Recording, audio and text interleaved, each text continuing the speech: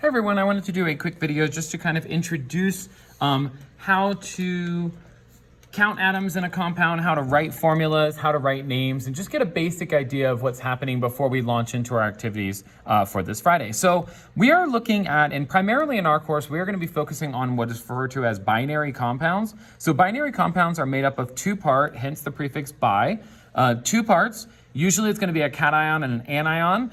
There are instances where they are both technically anions, and we'll kind of talk about how that functions, but usually we're referring to a cation and an anion, and that's how compounds are formed. So we said that one of the main things that kind of drives our whole class is that when you have something that's positively charged and something that's negatively charged, they are going to be attracted to one another. So that attractive force is oftentimes what is going to lead to bonding. And when you bond, you make a compound. So again, I understand advanced chemistry, but I forgot how to write an M, so you'll excuse me, I appreciate that. So when you bond, you form a compound. And so what we're going to be getting into now is kind of how to name these compounds. How do we identify what these compounds are? Well, the basic formula for a binary compound, when you're referring to the actual equation, is going to be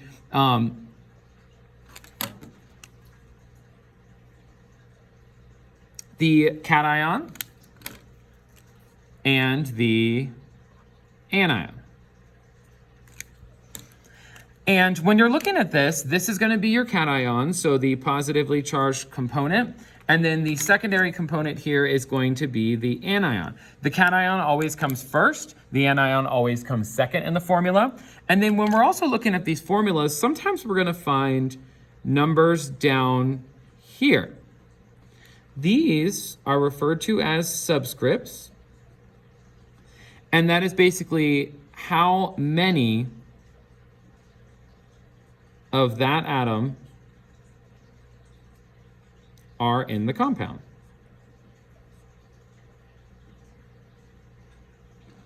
So the basic idea here when we're doing this is that we have to have a certain ratio. So we need a certain ratio to make this compound work. And so that ratio is ultimately going to be a situation where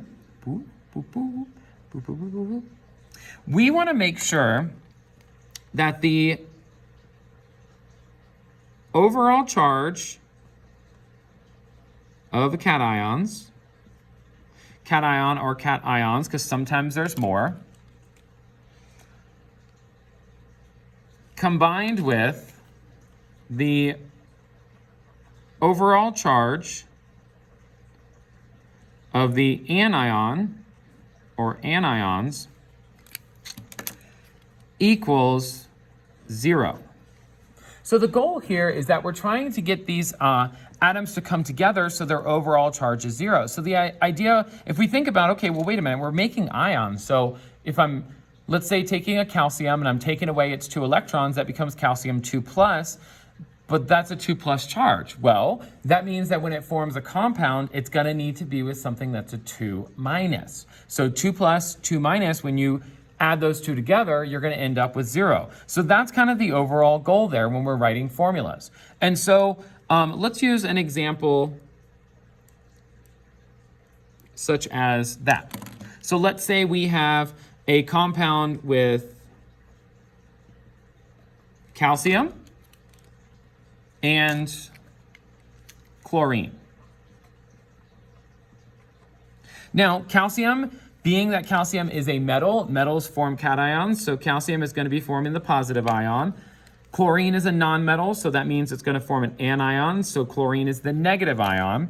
So what we have here is a formula with calcium, the positive ion comes first, and chlorine. Now, I'm not sure how many of them I need just yet, but I'm going to do that math in just a second. So calcium is in group 2, which means that calcium forms a 2+ charge. Chlorine is in group 17, which means it's a halogen, so it forms a 1- charge. When I add these two together currently, I'm going to end up with a +1. That isn't going to work. So I need to get these to ultimately equal out to be 0. My final goal needs to be for those two to equal 0. So 2 plus, I have 1 minus. So if I add those two together, I'm now at 1 plus. So I'm going to need to add another 1 minus to get it to 0. So if I add a secondary 1 minus, now I have 2 plus, 2 minus, and that equals 0. 2 plus, 2 minus, and I have my goal of 0, which is what I want. Now, I need to reflect that because this is a calcium, 2 plus, this is a chlorine 1 minus, and this will be a chlorine 1 minus, which means collectively I have 2 chlorines. I need to show that in the formula. I need to make sure that this formula tells me that. So I'm going to use the values at the bottom to do so. I'm going to put a 2 there. So calcium, there's 1 calcium, so I don't need to write it because it's just 1. Chlorines, I require 2 chlorines to balance out the calcium there, so I get CaCl2. Now, what you're going to find when we go into naming these compounds is the name of these compounds are still going to be 2 parts. We're going to have the name of the cation, and then we're going to have the name of the anion. Cations are typically named exactly the way they're written. So Ca is the element calcium, so the name of the cation is calcium. The name of the anion, what's different about anions is that when we're writing an anion, we're going to take the root of the word and change the end to ide, I-D-E. So think about a compound you've heard of before, sodium chloride. That's exactly what we're dealing with here. Sodium chloride is salt. Sodium is a cation. Chlorine is the anion, so we change the N to ide. So in this case, we're going to have calcium chloride. And the ratio of calciums to chlorines is always going to be not that. Hold on. My whiteout. I forgot my whiteout. I got excited. So no matter what, the ratio of calciums to chlorines is that for every 1 calcium that exists,